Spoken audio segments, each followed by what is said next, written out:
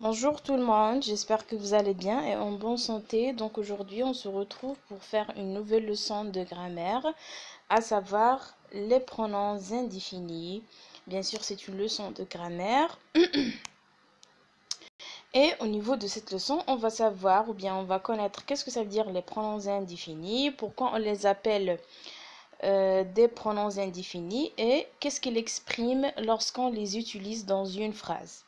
Donc, comme d'habitude, on va commencer par le support. Donc, ici, vous avez quelques phrases avec des mots soulignés. Vous devez faire bien sûr attention avec ces mots-là. Donc, la première phrase, on n'a pas retrouvé l'extraterrestre. Deuxième phrase, j'ai vu quelqu'un partir. Troisième phrase, parler aux autres. Chacun peut apporter à manger. Nul ne sait où il se trouve. Tout le monde était réuni. Certains avaient décidé de ne pas venir. Donc bien sûr, quand vous avez remarqué, dans le support, vous avez des mots soulignés. Donc faites attention avec ces mots soulignés et faites attention avec leur place. C'est-à-dire, parfois on les trouve au début de la phrase, comme par exemple « en » qui se trouve au début de la phrase. Parfois, on la trouve ou bien on le trouve au milieu ou bien après le verbe, comme par exemple « quelqu'un »,« j'ai vu quelqu'un », ainsi de suite. Donc, les mots que vous avez ici, ce sont les pronoms indéfinis, c'est clair, et on va savoir pourquoi on les appelle des pronoms indéfinis et quand est-ce qu'on peut les utiliser et quand ils prennent la fonction de quoi dans la phrase. Donc, après avoir lu les phrases de support, on va poser la question suivante. Dans chaque phrase, qu'exprime le mot ou bien le groupe de mots soulignés? Donc, on veut savoir ce mot qui est souligné, comme par exemple en, ou bien quelqu'un, ou bien autre, ainsi de suite. Qu'est-ce qu'il exprime dans la phrase? Donc, la réponse, donc, les mots soulignés, ou bien les groupes de mots soulignés, expriment une quantité qui n'est pas précisée ou bien une personne qui est non déterminée. C'est-à-dire, lorsque je dis « on n'a pas retrouvé l'extraterrestre », ici le pronom indéfini « en » précise une quantité qui n'est pas précisée, c'est-à-dire je ne sais pas, est-ce que 2 personnes ou bien 3 personnes, est-ce qu'ils sont des filles ou bien des garçons, je ne sais pas. C'est clair? C'est-à-dire, le pronom indéfini en précise une quantité qui n'est pas précisée ou bien une personne qui n'est pas déterminée. Deuxième question à poser. Peut-on réécrire les phrases en remplaçant le mot souligné par un autre? C'est-à-dire, dans la phrase, est-ce que je peux remplacer le pronom indéfini en par un autre pronom, par exemple? On va essayer. Donc, on va remplacer, par exemple, on n'a pas retrouvé l'extraterrestre par personne. Personne n'a retrouvé l'extraterrestre. Ou bien, nul n'a retrouvé l'extraterrestre. Ou bien, tout le monde n'a retrouvé l'extraterrestre. C'est clair? C'est-à-dire, la réponse, c'est comme suit.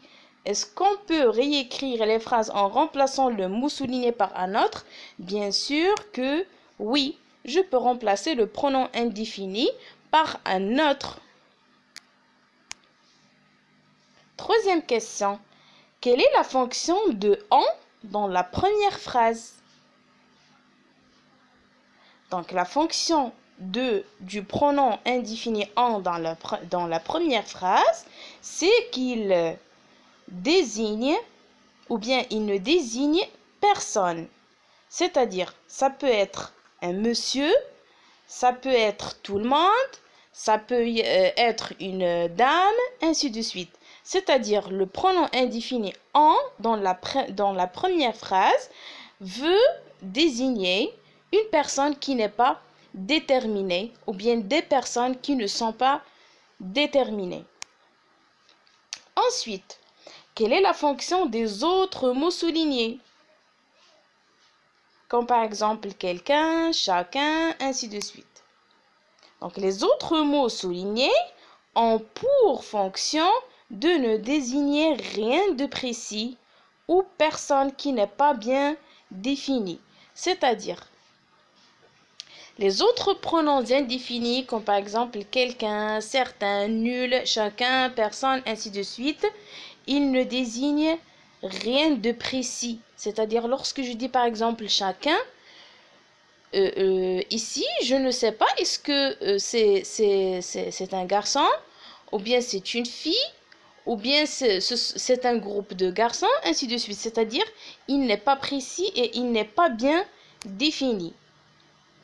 C'est-à-dire, c'est vague, ou bien inconnu, ou bien indéterminé. C'est-à-dire, mes chers élèves, j'utilise les pronoms indéfinis pour exprimer une chose qui est inconnue, ou bien une personne qui est inconnue, ou bien indéterminée.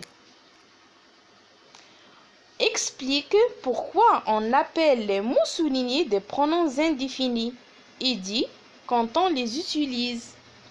Alors, mes chers élèves, pourquoi on les appelle des pronoms indéfinis et quand est-ce qu'on peut les utiliser? Donc, on les appelle des pronoms indéfinis car ils indiquent une quantité qui n'est pas précisée. C'est clair, c'est-à-dire je ne peux pas savoir est-ce que c'est peu ou bien c'est beaucoup, ou bien c'est assez, ainsi de suite. On les utilise lorsqu'on veut indiquer une chose qui n'est pas précisée ou bien une personne qui n'est pas bien définie, c'est-à-dire il est inconnu. Donc, ce que je dois retenir ou bien ce que je dois savoir de cette leçon. Le pronom indéfini ou bien un pronom indéfini indique une quantité qui n'est pas précisée, c'est-à-dire il est indéterminé, il est inconnu, je ne sais pas combien exactement. Exemple, quelqu'un, aucun, tout, chacun, on, personne, rien, ainsi de suite. Donc ces pronoms indéfinis, ils indiquent une quantité qui n'est pas précisée. Lorsque je dis quelqu'un, je ne sais pas combien de personnes, je ne sais pas le genre de personne. Lorsque je dis aucun, la même chose, c'est-à-dire les pronoms indéfinis que vous voyez maintenant expriment une quantité qui n'est pas précisée et qui est indéterminée. Certains pronoms ne s'utilisent que dans des phrases négatives, c'est-à-dire on a des pronoms indéfinis qu'on peut les utiliser dans toutes les phrases, que ce soit affirmative ou bien négative, mais des autres, ou bien par contre, on a des autres pronoms indéfinis qu'on ne peut pas les utiliser que lorsqu'on a une phrase qui est négative, c'est-à-dire qui prend la locution de négation, ainsi de suite. Donc, parmi ces pronoms indéfinis, vous avez par exemple personne. Le pronom indéfini personne ne s'utilise que lorsqu'on a une phrase qui est négative ou bien négative, comme dans l'exemple « Personne ne m'a prévenu ». Deuxième point que je dois savoir ou bien que je dois retenir de cette leçon, c'est que les pronoms indéfinis peuvent être un sujet, peuvent être un complément d'objet direct et peuvent être aussi un complément d'objet indirect. C'est pour cela, au niveau du support, je vous ai demandé de faire attention des mots soulignés et de leur place, c'est-à-dire où ils se trouvent dans la phrase. Donc, vous avez l'exemple « quelqu'un vient ». Donc, regardez ici le pronom indéfini « quelqu'un » où se trouve dans la phrase. Il se trouve au début, c'est-à-dire il prend la fonction d'un sujet. Dans la deuxième phrase, j'ai vu quelqu'un, vous avez le pronom indéfini quelqu'un qui se trouve à la fin de la phrase, c'est-à-dire il prend la fonction d'un complément d'objet direct. Donc voilà, c'est tout pour cette leçon, mes chers élèves. J'espère que vous avez bien compris et vous avez bien saisi qu'est-ce que ça veut dire un pronom indéfini, quels sont les différents pronoms indéfinis et quand est-ce qu'on peut les utiliser. Merci d'avoir regardé la vidéo.